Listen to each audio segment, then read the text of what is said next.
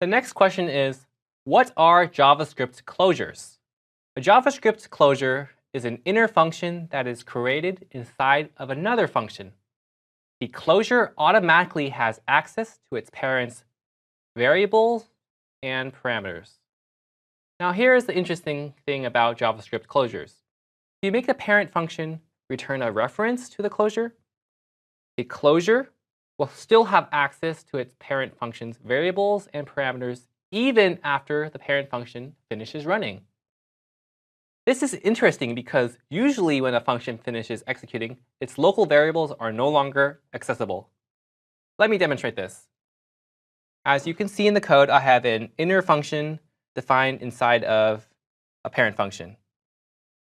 I have a local variable called count that is declared, and the inner function will increment count and log it to the screen. Now at the end of the function, I am returning a reference to the inner function. Now I run the outer function, and I store the reference to the inner function into this variable called closure.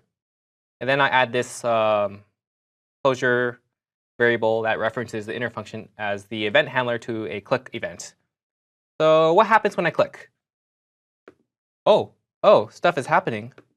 And as we can see, we are still able to access the parameters and local variables of the outer function that has already finished running.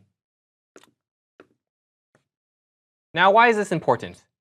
Imagine trying to do the same thing without using a closure.